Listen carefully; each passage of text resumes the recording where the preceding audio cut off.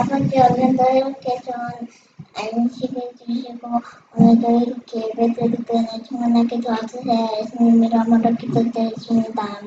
아멘. 아멘. 여러분 안녕하세요.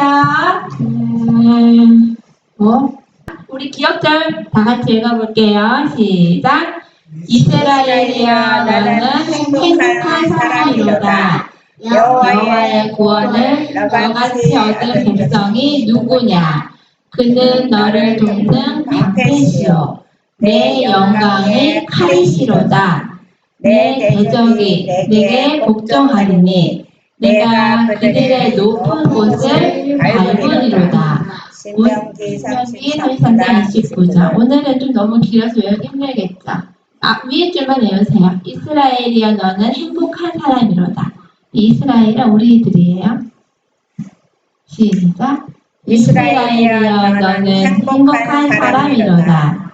내 대적이 내게 여호와의 구원을 너같이 얻은 백성이 누구냐? 그는 너를 돕는 방패시요 내 영광의 칼이시로다. 내 대적이 내게 복종하리니 내가 그들의 높은 곳을 밟으리로다. 신명기 33장 29절 말씀. 자, 오늘은 뭐예요? 하나님을 믿으면 행복해집니다. 사람들은 모두 행복하기를 원합니다. 자, 우리 은별이는 뭐 할 때가 가장 행복해요? 친구들이랑 언니랑 동생이랑 놀 때. 네. 우리 맛있는 걸 먹어도 행복하고 뭐 행복한 거 많죠? 자, 어떻게 하면 행복해질까? 사람들은 행복하기 위해 노력을 해요. 행복해지고 싶어서 여행도 다니고 여러 가지 하죠? 그 중에 하나가 행복하기 위해 결혼을 해요. 그 다음에 돈도 많이 모아요. 돈을 많이 모아야 좋은 것도 살 수 있기 때문에 돈을 많이 모으면 행복해질까 돈도 많이 모으기도 해요. 그리고 여행도 떠나요. 멋지고 좋은 곳에 가서 놀면 기분이 좋아지죠? 그런데 진짜 정말로 행복하려면 하나님을 믿어야 돼요. 세상에 이런 말이 있어요. 머리를 하면 하루가 행복하대요. 그리고 뭐 차를 사면 일주일에 행복하고 새 집을 얻으면 한 달에 행복하대요. 근데 그 모든 것은 어느 기간이 지나면 그 행복은 없어지죠? 근데 우리 진짜 행복하려면 하나님을 믿어요. 얼마나 행복해져요? 좋은 여자를 얻으면 평생 행복하다는데요. 자, 하나님을 믿는 사람들 위에 영어로 뭐라고 써있냐면요. I'm so happy. 나 정말로 행복해라는 뜻이에요. 하나님을 믿으면 행복해집니다. 자, 여기 뭐라고 써있어요? 이스라엘이여 너는 행복한 사람이로다. 이스라엘은 바로 하나님을 믿는 사람들을 말해요. 그러면은 하나님을 믿는 사람들이여 너는 행복한 사람들이로다. 하나님을 그냥 이름만 믿으면 행복하지 않겠죠, 그쵸? 진짜 하나님을 믿으면 행복해져요. 근데 은별이가 궁금해야죠. 하나님을 믿으면 왜 행복해 할까요? 뭐예요? 그거까지도 없는데. 하나님이 그런 마이크를 좀 끄세요. 그런 얘기 하려면요. 하나님이 구원해 주시기 때문에 행복해요. 우리 영생을 주시죠. 영원한 생명을. 자, 여호와의 구원을 이스라엘 같이 받은 백성이 누구냐? 너같이 받은 백성이 누구냐? 구원을 주신답니다. 자, 너희는 하나님께서 구원해 주신 백성이다라는 뜻이에요. 구원받은 사람은 어떻게 되나요? 하나님의 자녀가 되죠. 은별이가 동그란 걸 공 안에 있는 거 읽어보세요. 천지를 지으시고 우주의 주인이 되시는 하나님의 아버지가 되시고 우리는 그분의 자녀가 되는 것을 말합니다. 네. 왕의 자녀가 되면 당연히 행복하죠. 옛날에 이 궁궐에 있는 너는 왕의 자녀라서 행복하냐. 왕의 자녀는 마음대로 다 할 수 있죠. 그러나 우리는 왕보다 높으신 하나님의 자녀입니다. 우리는 구원받아 하나님의 자녀가 된 것에 대해서 진심으로 기뻐하고 감사해야 되겠죠. 너무 좋아하죠. 되게 좋아하네요. 그렇죠? 하나님을 믿으면 왜 행복할까요? 하나님이 항상 지켜주세요. 여기 나와있죠. 그는 하나님은 너를 돕는 방패시오. 방패는 칼싸움하거나 전쟁 나갈 때 방패 갖고 있으면은 보호받아요. 방패는 철로 된 거라 돌 같은 거 칼도 못 들어와. 이걸로 이렇게 막 네, 하나님은 우리가 어려울 때 방패같이 지켜주신다는 말이에요. 자, 하나님이 우리를 지켜주시면 어떻게 될까요? 가장 안전하겠죠? 아프지도 않고 위험하지도 않고. 자, 안전은 어떤 게 있냐면요. 세상이 어. 지켜주는 것은 한계가 있지만 하나님이 지켜주면 한계가 없어서 가장 안전합니다. 이게 무슨 뜻이냐면요. 우리가 어려울 때 우리를 지켜주는 사람이 있어요. 이렇게 부모님도 지켜주고 친구들도 도와줄 수 있어요. 어디 아프거나 할 때. 의사 선생님. 그런데 우리를 지켜주는 이들은 사람이기 때문에 한계가 있어요. 은별이가 진짜 막 위험할 때 엄마나 주위 어른들이 없을 수도 있고 친구가 없을 수도 있어요. 미안해하고 다 가버리네요. 가지마 도와줘 해도 없을 때는 그리고 마음이 바뀌기도 하면 친구들 나 너희 도와주기 싫어하고 갈 수도 있죠. 그러나 능력 많으신 하나님은 언제나 우리 곁에서 우리를 눈동자같이 지켜주시고 보살펴주세요. 천사를 보내서. 네, 내가 너를 영원히 지켜줄게. 그러죠? 하나님께서 감사합니다. 하나님을 믿어서 행복한 사람으로 사는 친구들이 됩시다. 감사합니다. 보겠습니다. 우리는 주께 무한한 빚을 지른 자들이므로 지극히 작은 그분의 요구도 주저하지 말고 순종해야 한다. 율법을 범하는 자가 되기 위하여 모든 도덕률을 짓밟을 필요는 없다. 한 계명을 무시해도 우리는 거룩한 계명을 범하는 자가 된다. 그러나 우리가 계명을 진실히 지키는 자라면 하나님께서 우리에게 명령하신 모든 요구 사항을 엄격히 준수하게 된다. 여러분, 만약에 나를 불 속에서 건져줘서 불이 막 타는 데서 엄마가 나를 거기 가서 막 이불에 사갖고 건져줘서 그러면 엄마 말을 어떤 작은 일을 시켜도 들어야 돼요, 안 들어야 돼요? 들을 마음이 생기겠죠. 나를 구원해 준 사람이 진짜로 나를 구원해 줬는 것을 안다면 정말 우리가 아무 적은 것 어떤 말이라도 우리가 지키게 돼요. 그런데 하나님께서는 우리를 사랑하시기 때문에 우리를 근데 부모라 하나님 예수님을 내 부모님이라고 생각하면은 진짜 부모님을 공경하는 마음으로 사실은 하나님께서 이게 넓은 의미로 우리를 다 우리의 부모님이세요. 우리를 있게 하기 위해서 이 세상을 다 창조하시고 한꺼번에 이 세상 사람을 60억 되는 사람을 다 낳는 것이 아니라 아담 하와를 통해서 시대적으로 이렇게 있게 하셨잖아요.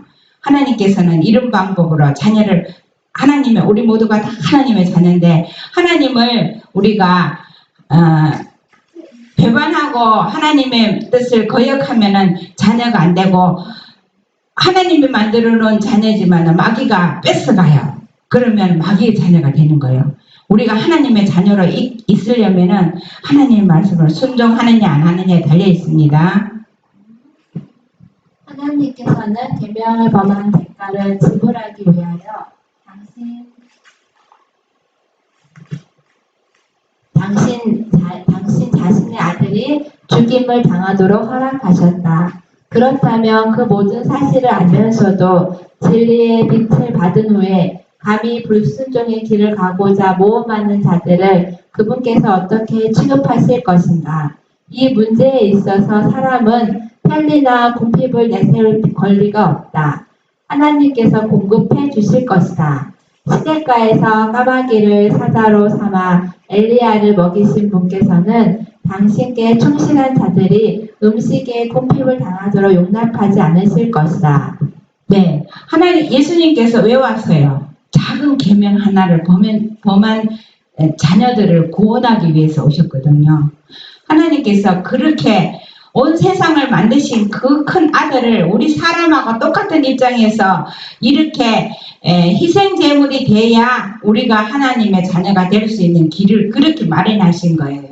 그래서 우리가 하나님께서 이렇게 다시 살 수 있는 방법이 어렵다는 거예요. 하나님께서 창조하기는 말씀으로 창조하기는 너무 쉬웠잖아요. 모든 것이 있으라 그러면 다 있었는데 사람이 범죄해서 사람을 구원하기 위해서는 이거는 그렇게 말로 해갖고 될 일이 아니에요. 말로 어떻게 죄가 없어져라 없어져라 이게 아니야. 하나님은 자기 몸으로 피조물이 돼서 정말 사람으로서 오셔서 그렇게 우리를 구원하기 위해서 정말 내가 죽을 사형 선고를 받았는데 아버지가 자기 이름 부를 때에 나가서 사형을 받은 아버지가 있었잖아요. 그래서 나는 살 만큼 살았는데 아들은 아직 살 날이 많으니까는 아버지가 그 아들의 이름 부를 때 똑같은 이름이라 그 아들 대신에 죽은 그 아버지가 오늘날 말이 안 된다.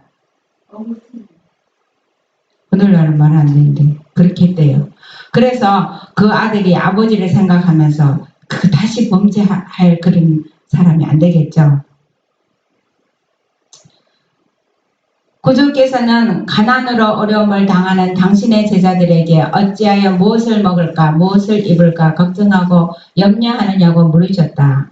그분은 말씀하셨다. 공중의 새를 보라. 심지도 않고 거두지도 않고 창고에 모아들이지도 아니하되 너희 천부께서 기르시나니 너희는 이것들보다 귀하지 아니하냐. 우리가 아까 엘리야가 그 3년 반 동안 가물 때에 그리 시냇가에서 흐르는 물을 마시고 까마귀가 물어다 준 떡을 먹고 그렇게 살았거든요. 우리가 야곱의 환란 때에 우리가 무엇을 먹을까 무엇을 입을까 그때는 먹을 것이 진짜 이 세상에 가뭄과 기근과 지진과 막 불이 나고 산불이 나고 이렇게 막 여러 가지 재난이 올 때에 우리가 무엇을 먹을까 걱정하는 것이 아니라 우리가 능력 있으신 하나님을 얼만큼 신뢰하느냐 얼마나 전적으로 믿느냐 거기에 달려 있습니다. 그 하나님을 믿는다는 것이 마지막에 가서는 우리의 모든 필요를 궁핍한 것을 공급하시는 분이 되십니다. 맞을까요? 예. 그분은 하나님의 손에 의해 창조되고 채식된 아름다운 꽃들을 가리키면서 말씀하셨다. 또 너희가 어찌 의복을 위하여 염려하느냐. 들의 백합화가 어떻게 자라는가 생각하여 보라. 수고도 아니하고 길쌈도 아니하느니라.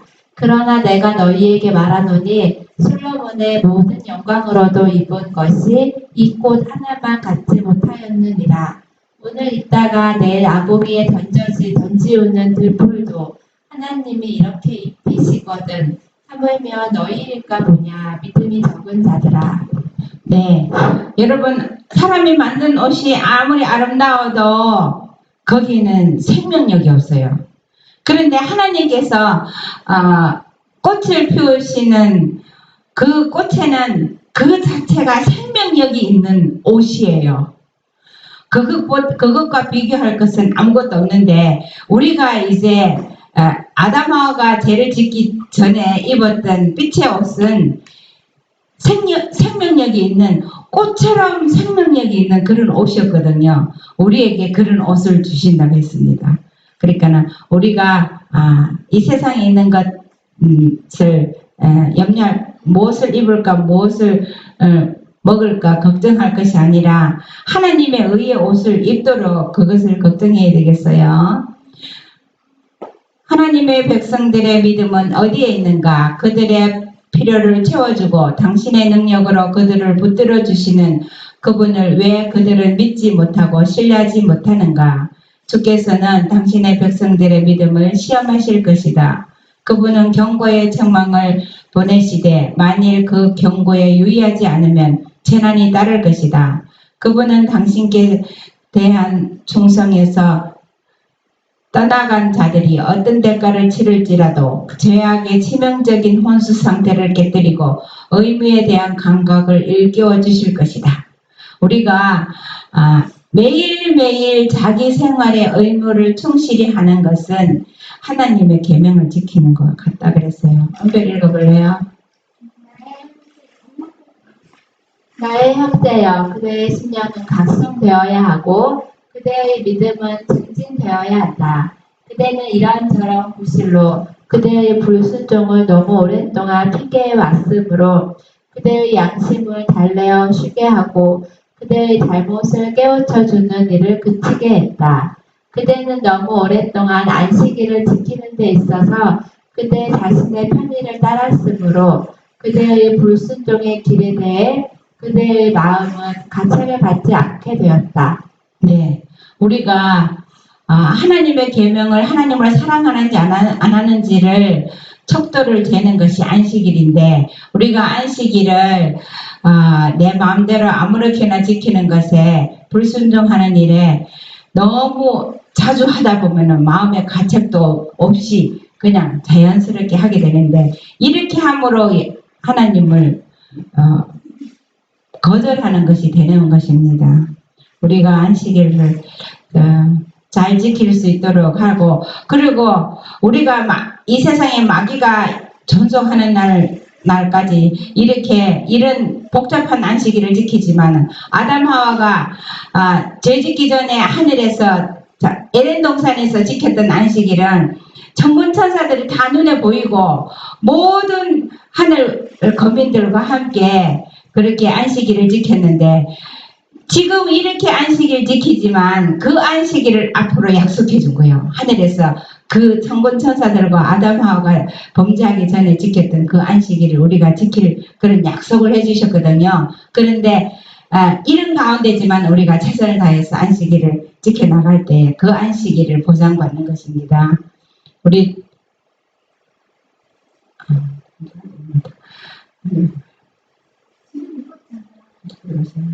자, 우리 다 같이 읽겠습니다. 그러나 그 책임은 그대에게 있다. 그대 스스로가 이런 상태를 초래했기 때문이다. 즉시 거룩한 계명에 순종하고 하나님을 신뢰하라. 그분께서 무서운 형벌을 그대에게 내리지 않도록 그분의 진노를 격발하지 말라. 너무 늦기 전에 그분께로 돌아가서 그대의 범죄를 용서받으라. 그분은 자비가 많고 풍성하시다. 겸손한 믿음으로 굳게 나가면 그분께서는 당신의 평안을 주시고 그대를 간합해 주실 것이다. 우리가 어떠한 상태에 있을지라도 예수님이 지성소에 지금 계시는 동안 우리가 예수님 앞에 나가면 용서받지 못할 죄가 없습니다. 우리 모두가 다 그 예수님의 용서를 받고 정말 하나님 앞에 죄인을 구원하러 오신 예수님의 우리가 죄인이기 때문에 하나님께로 갈 수 있는 예수님의 이름으로 갈 수 있는 우리에게 길이 열렸어요. 강도가 구원받는 것처럼 우리도 다 구원받아서 예수님과 함께 영원한 안식을 누리게 되기를 바랍니다. 우리 주기도문 하겠습니다. 우리 단어에 나를 넣으세요. 하늘에 계신 나의 아버지 하나님, 이름을 거룩히 여기심을 받으시오며 나라에 임하옵시며 뜻이 하늘에서 이루어진 것 같이 땅에서도 이루어지이다.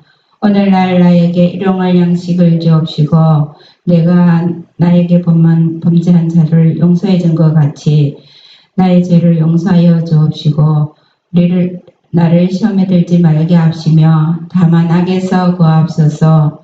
나라와 권세와 영광이 아버지께 영원히 있사옵나이다. 예수님 이름으로 기도합니다. 아멘.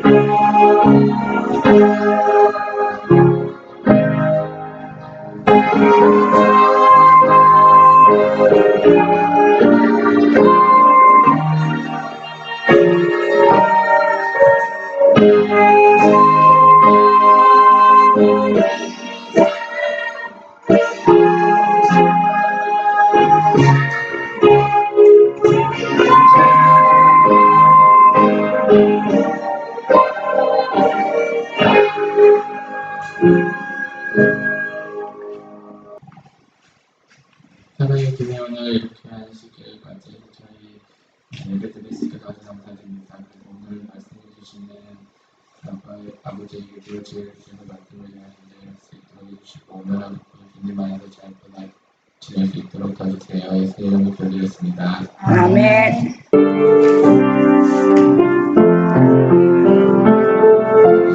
나는 하나님을 예배하는 예배자입니다. 내가 서 있는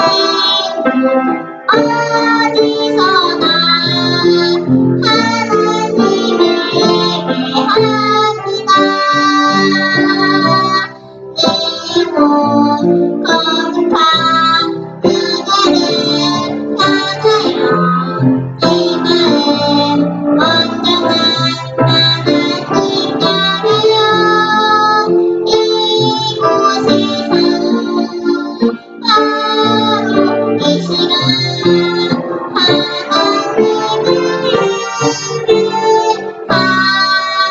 예배합니다.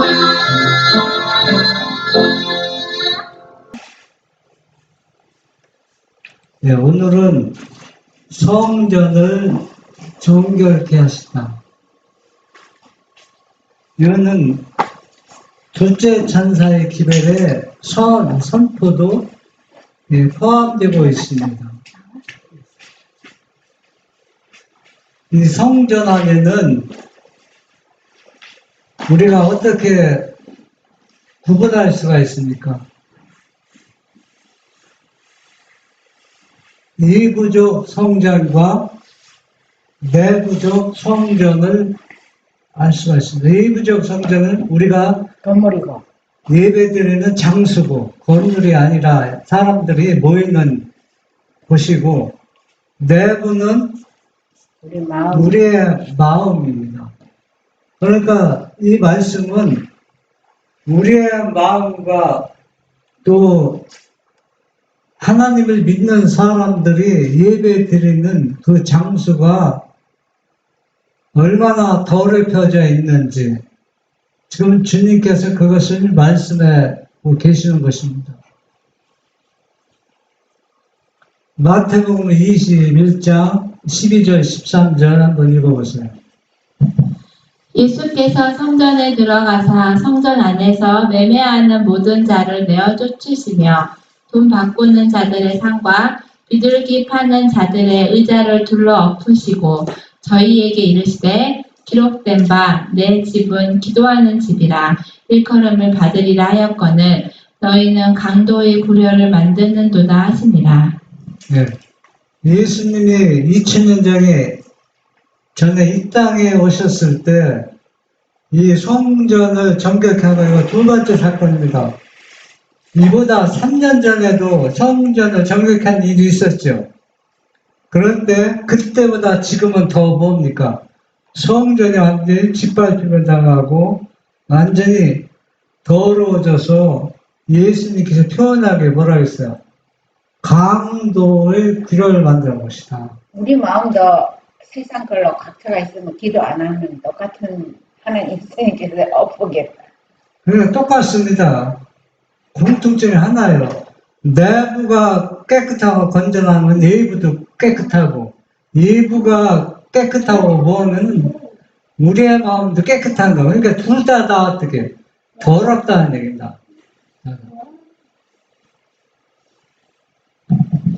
당신의 봉사 초기에 그리스도께서는 거룩하지 못한 상거래로 성전을 더럽히는 자들을 쫓아내셨는데 그분의 엄격하고 신성한 자태는 교활한 장사꾼들의 마음을 공포에 사로잡히게 하였었다. 그분의 사명 말기에 그분은 또다시 성전을 찾아오셨는데 여전히 성전의 신성성이 전과 같이 더럽혀지고 있음을 발견하셨다. 지금 그 예수님이 어린 양의 거룩한 제물이 되기 위해서 이 성전을 찾아왔는데 지금 이 성전이 어때요? 완전히 더럽혀지고 있습니다. 그러면 이 성전이, 외부적 성전이 더럽혀지고 있다는 얘기는 바로 뭡니까? 실제로 이 예수님이 실물이 모든 것을, 모든 죄를 안고 깨끗하게 지금 정결사업을 하고 있는 겁니다. 그래야 뭡니까? 십자가의 거룩한 제물이 될 수 있는 거예요. 그러면 우리가 내부적 성전도 우리가 정결케 하는 사업이 일어나자면 누가 이 땅에 오실 수가 없어요. 예수님이 죄는 있을 수가 없는 겁니다. 그러니까 지금도 예수님이 십자가에 돌아가시기 전에 이 성전 뜰을 모든 것을 깨끗게 하셔서 당신이 친히 거룩한 제물로 드려서 아버지께 받으신 바 되기 위해서인 것처럼 오늘날 그 두째 천사의 기별이 선포되어서 우리의 모든 성전 그리스도인들이 온전한 그리스도인들이 돼야 예수님이 재림을 하시는 것입니다.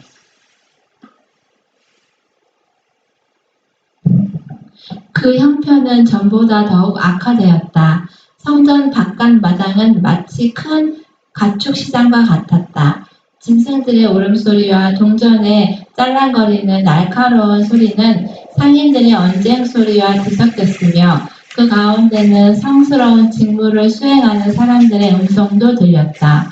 성전의 성직자들 자신이 스스로 사고 팔고 돈 바꾸는 일에 종사하였다. 그들은 완전히 물질적인 탐욕에 지배되어 있었기 때문에 하나님 보시기에 도적이나 다름없었다. 네. 그 당시 예수님이 이 예루살렘 성전에 찾아왔을 때 그 상황이 얼마나 타락하고 부패되어 있는 것을 시리아 때 보여주고 있습니다. 이런 가운데서 성직자들이 아무리 예배를 드리고 제물을 바친다고 해도 그 제물을 어때요? 간합되어 있는 제물이 아니라는 얘기입니다. 제사장들과 관원들은 그들이 행하여야 할 일의 신성성을 거의 깨닫지 못하였다. 매년 6월절과 장막절에 무수한 짐승들이 죽임을 당하고 이 짐승들의 피를 제사장들이 받아서 제단에 쏟았다. 유대인들은 피의 제물에는 익숙하였으나 이 모든 사람이 짐승들의 피를 흘릴 필요가 있게 만든 것이 죄라는 사실은 거의 잊어버렸다. 예. 재물을 드리기 위해, 바치기 위해서 짐승의 숫자는, 죽어가는 숫자가 더욱 늘어나고 많지만은, 이 피가 왜 이 피를 흘려야 하는지, 이 피는 뭐를 생각하게 합니까? 우리의 나의 죄를 예수님께 맡기고 내 죄를 생각나게 하는 겁니다. 그런데 짐승은 많이 죽고 재물이 더 죽고 피는 많이 흘려가고 있지만은 무언을 잊어버리고 있어요. 본인의 죄는 무감각되고 잊어버리고 있다는 얘기입니다. 그럼 오늘날도 똑같습니다. 우리가 실제로 양을 잡아서 짐승을 죽이지 않지만은 예배드리는 형식은 짐승을 잡아서 죽이는 형식과 똑같은 겁니다. 예배드리는 숫자는 많고 모임은 많을지라도 뭐가 없다는 얘기예요. 그렇게 하는 정결의 피가 없다는 얘기입니다.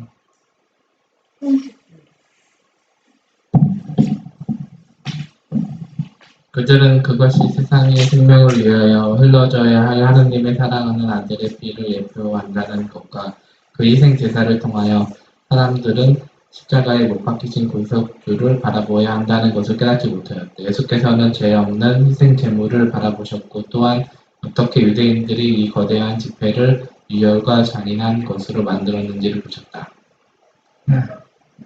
만약에 이 짐승을 잡아서 예물을 드리는 이 집단이 만약에 자기의 아들을, 자기의 자녀를 희생제물로 상징하는 것을 표현한다면은 이들의 태도는 어떨까요? 내 자식이 이 모든 사람을 살리기 위해서 내 자식을 제물로 바쳐야 했는데 지금 제물을 하는 사람들의 상태가 강도하지 난폭하고 막 장승같다고 돈에 매각해서 돈 버는 것을 한다면은 그 사람들은 어떨까요? 분노가 일어나는 겁니다. 예수님도 이 모습을 보고 분노가 일어났다 했습니다. 그러면 예수님께서는 아무 죄도 없으신데 죄 없는 사람이 하나님의 아들이라는 고귀한 귀하신 분이 이 난장판이 되어가는 이 사람들을 살리기 위해서 속죄물이 되시려고 할 때는 본인의 그 마음과 또 그 아버지의 심정은 어떨까요? 이들을 꼭 이렇게 해서 이들을 죄에서 구원해내야 되나? 그러나 아버지 아들은 어때? 이런 모습을 보고도 포기하려고 했습니까? 절대 그렇지 않았다는 얘기입니다.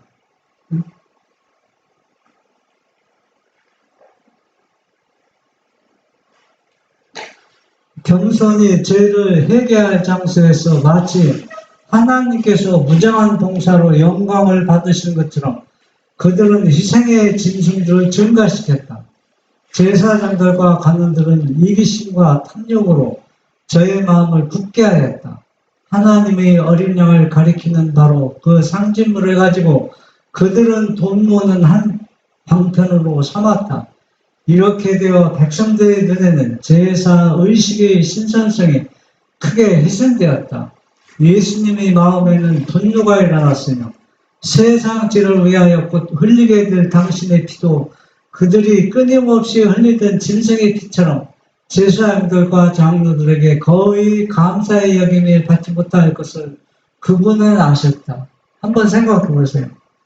지금 여기에는 우리가 상상해 보세요. 그 장수가 소울고 뭐 그냥 짐승 깨끗 소리 또 뭐 이거 얼마 경매 붙이는 소리 내가 이 사람들을 위해서 내가 피를 흘리면 자기 당신의 피도 어떻게 이 짐승처럼 취급받을 것을 생각하면서도 이들을 위해서 내가 몸을 제물로 드려야 되는가 한번 생각해 보세요. 누가 이분의 마음을 올바로 이해할 수 있느냐는 얘기입니다. 그러니까 진이 지금 십자가 짐도 무거운데, 얼마나 무겁습니까? 죄의 짐도 무거운데, 내가 이렇게 죄의 짐을 지고 가도 감사 여기는 사람이 하나도 없이 짐승처럼 자기가 취급을 받을 거라 생각하고 있어요. 자기 피도 이렇게 짐승처럼 아무 무의미하게 이런 가운데서 십자가를 제물이 되는 거 이중의 고통을 지금 안고 계시는 겁니다. 그래도 한두 사람은 있었죠. 지금 한두 사람이 중요한 게 아니에요. 지금 이게 지금 시대마다. 한두 사람이 중요한 게 아니라 여러분 같으면 여러분 저 사람을 위해서 내가 제물을 드는데 저기서 예수님과 똑같은 상황이 일어난다면 여러분 분노가 안 일어나니까 제물 드릴 마음이 있어요?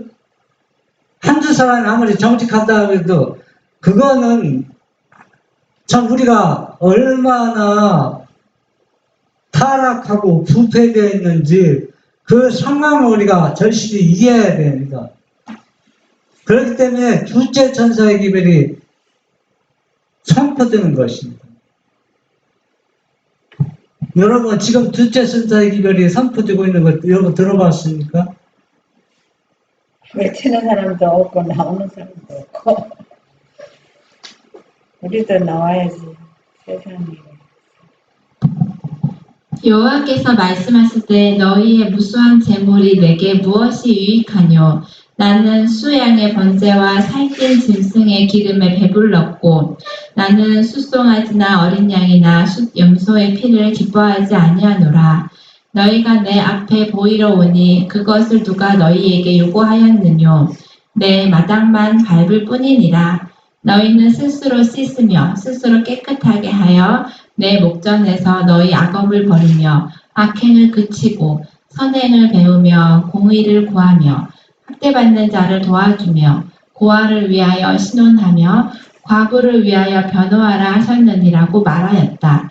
이 예언들을 주신 분 자신이 이제 마지막 시대를 위하여 경고를 되풀이하셨다.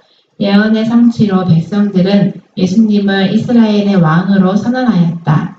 지금 이 둘째 천사의 기별을 선포하고 이 자신의 재물을 거룩한 이게 백성들이 받아들이기 위해서 지금 마지막 지금 작업을 하고 있는 것입니다. 이때는 한 개인의 그 재물이 아니라 유대인의 왕으로서 지금 선포하고 있는 겁니다. 이때 예루살렘 성에 입성할 때 어린아이들은 뭐를 들고 종려나무까지 들고 뭘 하겠습니까? 호산나 왕이라고 외쳤습니다. 얼마나 대대적인 환영이 있었습니까? 실제적으로 왕으로서 입성했고 왕으로서 둘째 천사의 기별을 선포하고 있는 것입니다. 그러면 오늘날 재림이 있기 전에도 이와 비슷한 일들이 똑같은 일들이 일어날 것입니다. 그러면 둘째 천사의 기별을 잊힌 사람이 예수님과 친히 일치입니까? 아닙니다. 우리들이 일치해야 되는 겁니다. 우리들이. 그러면 우리들이 일친다는 얘기는 우리가 뭐가 되는 겁니까? 14만 4천에서 14만 4천이든 어떤 왕입니다. 왕이거든. 왕의 신분으로서 이 기별이 잊혀질 때 뭐가 나갑니까? 힘이 나가고 능력이 나간다는 얘기입니다. 우리의 성전을 깨끗게 예수께서 저희의 존경을 받으시고 왕의 직분을 받으셨다. 이 신분으로 그분은 행동하셔야만 하였다. 그분은 부패된 제사장 제도를 개혁하려는 당신의 노력이 헛될 것을 아셨으나 그럼에도 불구하고 그 사업은 이루어져야 했으며 믿지 않는 백성들에게 당신의 거룩한 사명의 표적을 보여주어야만 하였다. 네, 이 둘째 천사의 계명을 외치는 사람들은 내부적 성전이 어떻게 정결함을 입은 사람입니다. 깨끗하고. 그리고 또 왕의 신분으로서 뭡니까? 능력을 다 받은 사람들입니다. 다. 능력을 받았기 때문에 상대방의 정결케 되지는 않든 받든 안 듣든 이제는 왕으로서 하나님의 뭐로서 대리자로서 예수님의 대리자로서 이 기별 둘째 천사의 기별을 잊혔을 때 많은 사람들 어떻게 해요? 성전을 정결하는 사람이 일어나고 회개가 일어나고 엄청난 무리들이 뭘 받아들입니까? 이 둘째 신앙 기별을 받아들인다는 얘기입니다.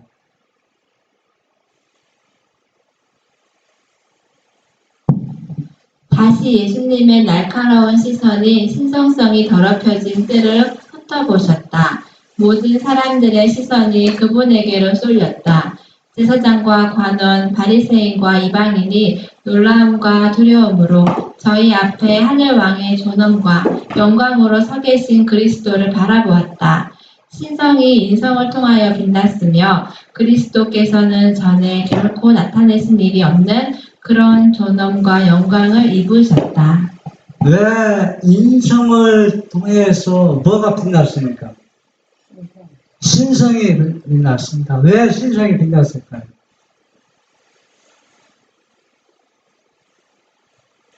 신성이 속에 있으니거든요. 물론 뭐 당연한 얘기죠. 당연한 얘기인데 의미가 뭐냐면은 그 예수님을 거절했던 많은 사람들이 인성 속에서 신성이 번쩍이는 것을 났을 때 그것을 믿고 받아들인 사람이 다 회개했다는 거예요. 왜? 그가 그냥 우리가 똑같은 인간이 아니고 그가 어떤 신성의 하나님의 아들이었다는 것을 이해하고 깨닫게 해줘서 이걸 이해하고 깨닫는 사람은 다 뭐라 그래요? 둘째 천사의 기별을 받아들이고 예수님을 믿고 재림을 준비한다는 얘기입니다. 그때 사람은 특권이다, 그죠? 지금도 똑같아요. 지금도 그런 특권이 다 주어지는 겁니다. 지금 어떻게 예수님이 본적이 있고 나타나요?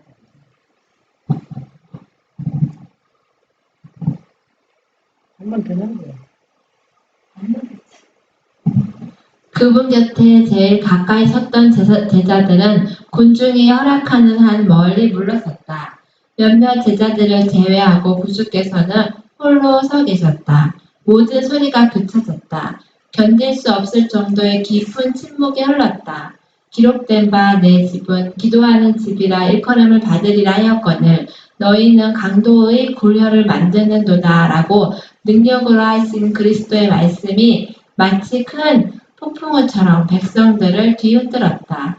그분의 음성은 나팔소리처럼 온 성전을 울렸다.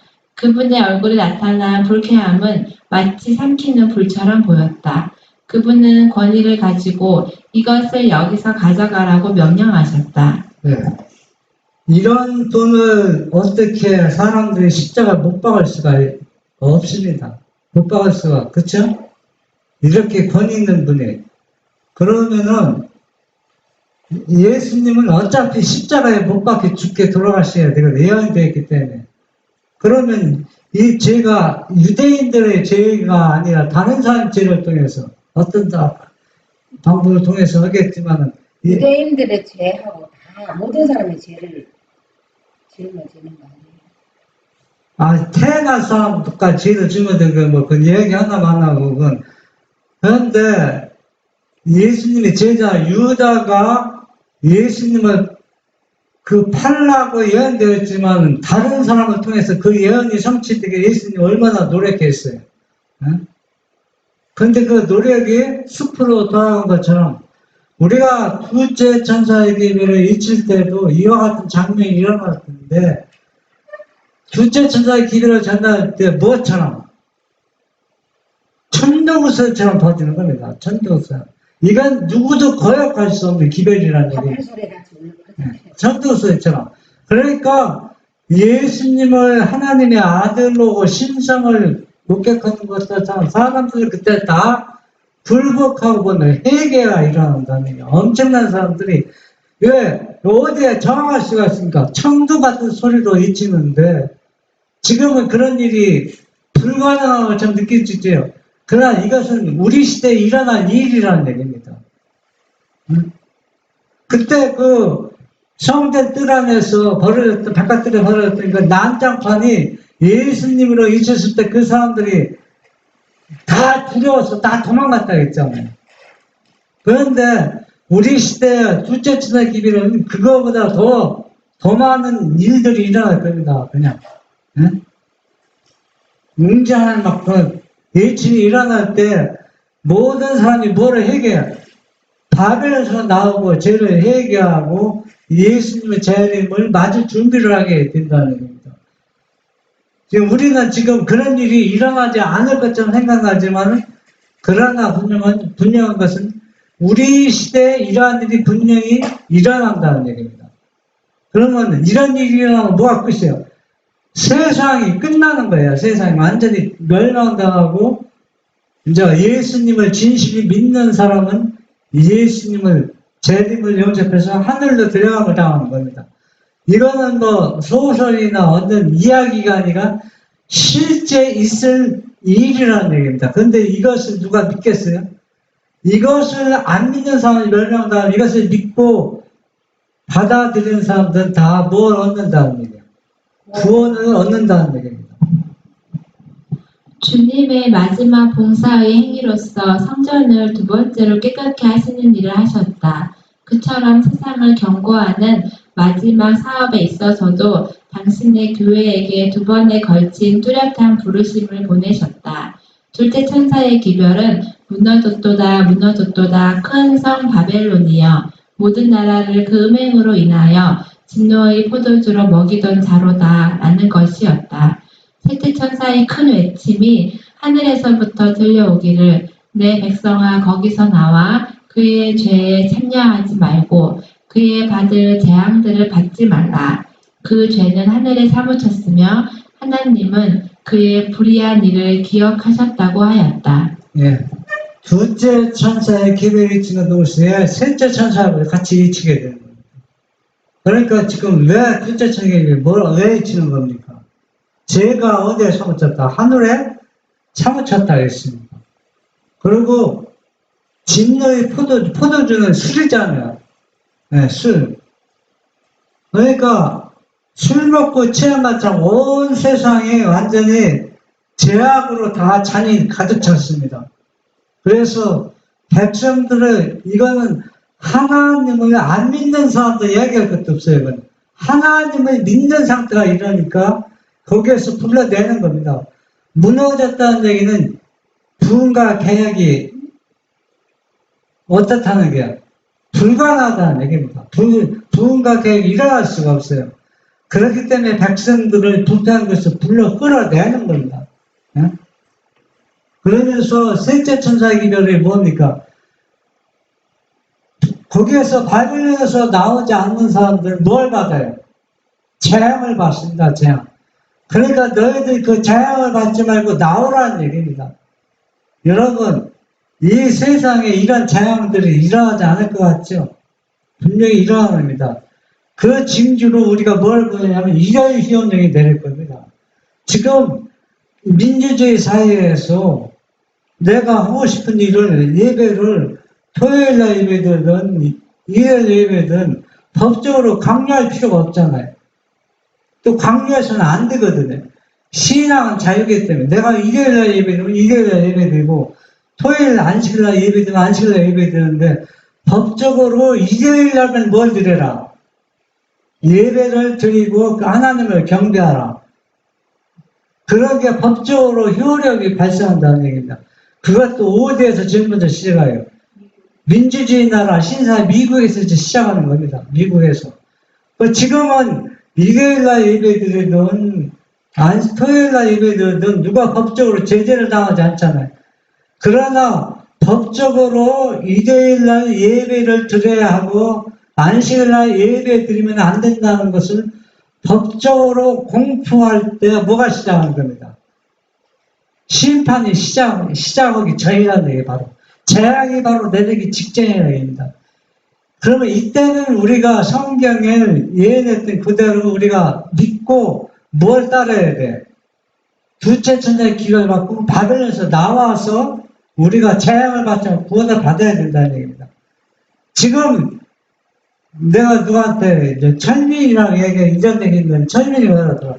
이런 상황이 민주주의 사회에서 그게 가능한 일이냐고. 일요일 협력이 어떻게 내릴 수가 있느냐고 법적으로. 그거는 있을 수 없는 일이라는 얘기입니다. 지금 젊은 세대는 다 똑같은 얘기를 합니다. 여러분, 이건 실제 일어나서는 안 되는 일이 일어나고 있는 겁니다. 그런데 분명히 보면 성경은 뭐라고 했어요? 일어난다는 얘기입니다. 그것도 어느 시대? 여러분 시대에 일어난다는 얘기입니다. 그러면 이런 일이 일어나면 여러분들은 어떻게 해야 돼요? 그냥 재앙을 만나 죽어야 됩니까? 아니죠. 살기 위해서 어떻게 나오라고 해요? 바빌론에서 나오라는 얘기입니다. 두째 지사기백이 바빌론에서 나오라는 얘기입니다. 안 나오면 뭘 받으니까? 재앙을 받아 죽으니까. 개혁의 발전은 기본적 진리를 분명히 깨닫는 일에 좌우된다. 편협한 인생관과 딱딱하고 냉랭한 정통주의의 위험이 잠재해 있는 한편, 또한 무관심한 자유주의에도 큰 위험이 있다. 모든 영구적 개혁의 기초는 하나님의 율법이다. 우리는 이 율법에 순종할 필요성을 뚜렷하고 분명하게 제시해야 한다. 그 원칙은 사람들 앞에서 언제나 준수되어야 한다. 그 원칙들은 하나님 자신처럼 영원하고 불변한 것들이다. 네, 지금 문제가 심각합니다. 지금 내가 잘 얘기했으니까 여러분 한번 생각해 보세요. 진리를 온전히 알고 이 진리를 가지고 있는 사람이 둘째 천사에게 전하거든요. 그러니까 기본적인 진리를 분명히 깨닫고 이해하지 못한 사람은 뭘 전할 수가 없어요. 둘째 천사에게 전할 그러니까 쉽게 따르면 세 천사에게 전할 수가 없다는 얘기입니다. 지금 셋째 천사에게 전한다고 해도 그것은 자기 자신이 뭡니까? 지금 속고 있다는 얘기야. 기별이 아직 나가지 않는다는 얘기입니다. 그런데 또 한 가지 또 더 위험한 것은 뭐냐? 진리를 온전히 이해하고 깨닫는 사람도 이 기별을 잊히지 못하고 있는 것이 왜 그러냐면 정통주의에 빠졌습니다. 그러니까 나만은 깨끗하고 나만은 말씀도 순종하고 진리를 알고 있다. 완전히 정통주의에 빠져서 무엇 하나 이어받지 못하냐? 그분의 사상을 하나 이어받지 못했습니다. 교리적으로만 진리를 이해했다는 얘기입니다. 네? 그러면 이 사람들도 뭐가 똑같아요. 진리를 온전히 깨닫지 못하는 사람이나 정통으로 진리를 깨닫고 이해하는 사람은 똑같은 그룹이 된다는 얘기예요. 그러니까 결국은 이 세 천사의 기별을 전할 수가 없다는 얘기입니다. 일부는 전하고 있지만 그 기별이 능력이 안 나가는 거예요. 그냥. 그러니까 다 문제가 있다는 얘기입니다. 그러나 그 율법이 얼마나 무시를 당하고 있는가. 하나님께 공공연히 반역하는 오늘날의 세상을 보라. 이 시대는 진실로 배은망덕하는 시대요. 형식주의와 불성실과 교만과 배도가 충만한 완고한 세대이다. 사람들은 성경을 무시하고 진리를 미워한다. 예수께서는 당신의 율법이 거절당하고 당신의 사랑이 멸시를 받고 당신의 대사들이 냉대를 당하는 것을 아신다. 예수께서는 자애로운 말씀을 하셨으나 그 자비로운 말씀이 감사히 여김을 받지 못하였다. 예수께서는 경고의 말씀을 하셨으나 그 경고에 귀를 기울이지 않았다. 인간의 영혼의 성전들은 거룩하지 못한 거래 장소로 변하여 이기심, 질투, 교만, 악 등 이 모든 것을 품게 되었다. 예, 내가 망하고 교회가 망하는 것은 내부, 일부 성전이 더럽히고 거룩하지 못하게 다 망하는 겁니다. 그리고 이 가운데서 서로가 죽이고 싸우고 배반하고 내가 상대방이 아무리 은혜를 베풀고 사랑을 베풀었지만 상대방이 자기에게 조금 불이익을 당하면 언제 배반할지 그냥 쉽게 배반하고 말해. 인간 사회에서도 그런 일이 계속 반복되고 있습니다.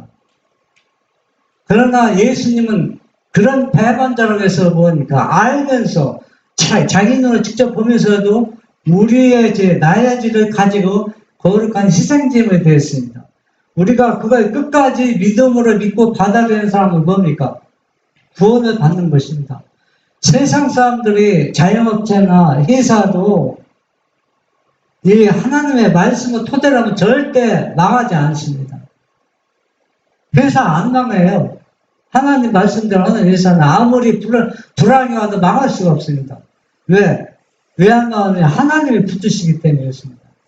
회사에서 어떤 회사든지 그 사원들이 열심히 일해서 돈을 모으면은 배당금이 많이 나오면 그걸 한 사람이 다 갖는 게 아니라 그 사원들에게 다 똑같이 나눠주는 겁니다. 계속 분배해 주는 거예요. 이익금이 많이 나오면 나올수록 더 분배해 주면은 그 사원들이 그걸 알으면은 이 회사가 어려움 당할 때 어떻게 했습니까? 자기가 월급을 갖고 봉사하는 겁니다. 그래서 그 회사를 살려주는 겁니다. 그래서 그렇게 하는 회사는 절대 안 나옵니다. 우리가 예수 믿는 것도 똑같아요. 원리는 똑같습니다. 이 진리는 심은 대로 거두는 것입니다.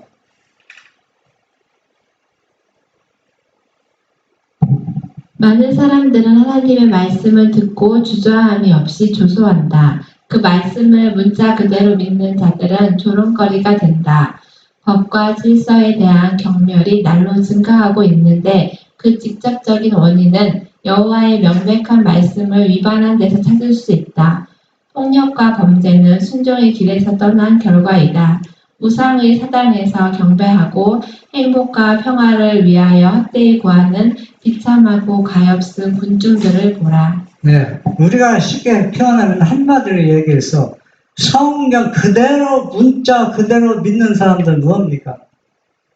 완전히 바보가 되는 겁니다.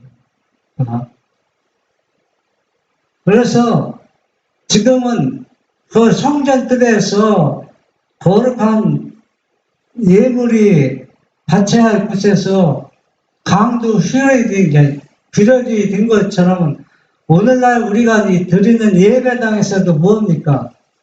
우상의 사당이 되어버렸습니다. 신성한 교회라고 하지만 그 교회가 뭡니까? 우상의 사당에서 경배하고 행복 찾고 기도하고 그렇게 한다. 그게 무슨 소용이 있어요? 의미가 하나도 없다는 얘기입니다. 예배 장소가 뭐가 됐어요? 우상의 집합 장소가 되어버렸다는 얘기예요. 그 정도로 부패와 타락이 일어나고 있다는 얘기입니다. 그러니까 둘째 천사의 기별이 선포될 수밖에 없어요. 그래서 우리는 오늘 말씀을 보면서 성전은 먼저 내부적, 내 마음의 성전을 정결케 하고 외부적 성전을 정결하고 외부적 제약으로 돼요. 우리가 지적해서 우리가 온전히 예수님의 그 거룩한 제물이 나의 죄를, 우리의 죄를 가져갔다는 것을 믿음으로 받아들이고 믿는 사람은 뭘 받습니까? 구원을. 그게 믿음으로 말미암은 여기가 그걸 진짜 믿음으로 받아들여야 됩니다. 실제 상황으로 받아들이지 않는 사람들은 내가 어떤 불이익을 당할 때 다 누구를 배반하여? 예수님을 배반한다는 얘기입니다. 지금은 내가 교회 와서 찬미 부르고 기도하고 기뻐하고 하지만은 내게 어떤 불이익이 당할 때 이런 것들이 다 위선이고 거짓은 아니지만 자기 자신이 믿음이 있는 것 같았지만 다 자기 자신이 속고 있었다는 얘기입니다. 그래서 우리는 성전을 정결케 하시다는 말씀을 생각하면서 우리는 오늘 이 안식을 통해서 우리의 마음을 정결케 해서 거룩한 예수님의 영이 임재하고 외부적 성전도 정결케 하여서 우리는 둘째 천사의 기도를 크게 잊지는 우리 모두가 되기를 바랍니다. 아멘.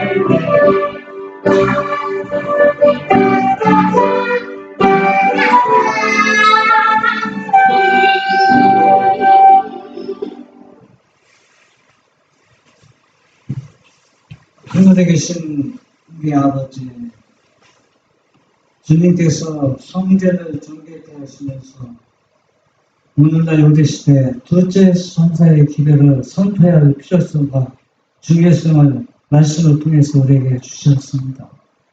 우리가 이 말씀을 그대로 믿고 순종해서 여기 모인 우리 모두가 다 이 진리의 이 둘째 선사의 기별을 크게 외치는 우리 모두가 되도록 축복하여 주시옵소서. 예수님의 이름으로 기도합니다. 아멘.